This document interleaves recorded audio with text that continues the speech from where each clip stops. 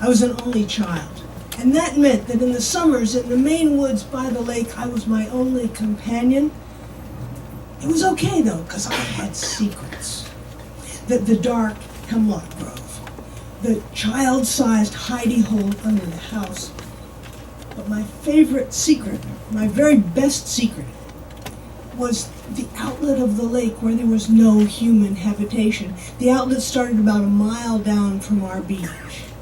I would get in my canoe. I was allowed to paddle a canoe alone from a very early age, and I'd go down there to fish.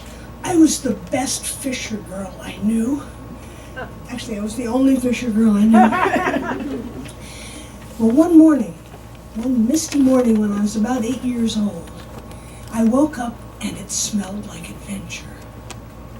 I got my fishing tackle, I got my canoe, I launched it, and the lake was so misty, I got lost. I had to make my way back and then go along the shore so that I wouldn't lose my way to the outlet, but I got there, I paddled through the marsh, and then I got to the place where it gets narrow and the trees are hanging over and you have to go around a stump or duck for a snag, and mist would lift for me to do that. I didn't want to fish. I was in it for adventure. I decided I would go farther than I had ever gone alone. I was going to go to the chimney. So I paddled around 4 or 5 more big bends, and there it was, standing on the west side of the outlet, big, like a giant black tombstone, a chimney alone. I pulled my canoe up on the muddy bank and I went to explore it. There was a clearing in front of it where there had once been a house. And then I saw on the far side of the clearing that there was a little path. So I followed it. It was a dark path in the woods. And then it opened out into a dark clearing. And I walked past an axe stuck in a stump, and I saw a kind of raggedy tar paper shack. And I knew I shouldn't be there. So I turned to go, but in the path there was a huge man in worn work boots and faded green work clothes and blonde, gray, stringy hair, and I couldn't see his eyes. And he smiled, and there was no friendliness in the smile. Would you like to see my house? I didn't want to see his house.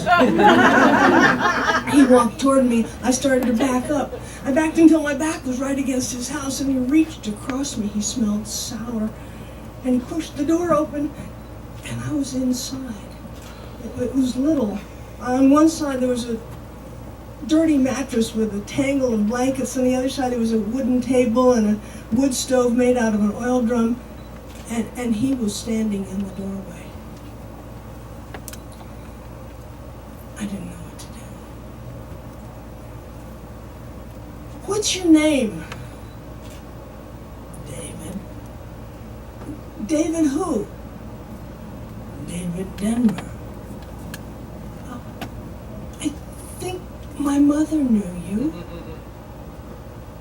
What's your mother's name? Marty? Marty Smith. She was. What did she tell you about me? Well, she said that when she was a teenager, she came down to the camp alone once, and she found the back door pushed in, and you were upstairs reading books. And what else did she say? That was all. I'd smile again. I think you should go home. You tell your mother you met David Denver, and give her my best regards. Will you do that? He moved aside, and I walked out the door trying not to hurry. I went past the axe, down the dark path, through the house that wasn't there, launched my canoe, and it wasn't until I was in the middle of the river that I looked back, and there was nobody there.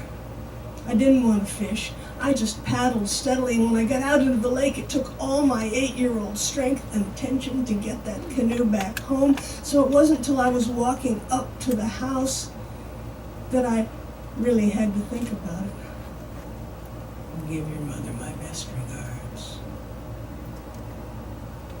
Did my mother have secrets too? When I went into the house, my mother was cooking breakfast. Hi, did you catch any fish? No. Do you have any adventures? No. Nothing worth mentioning.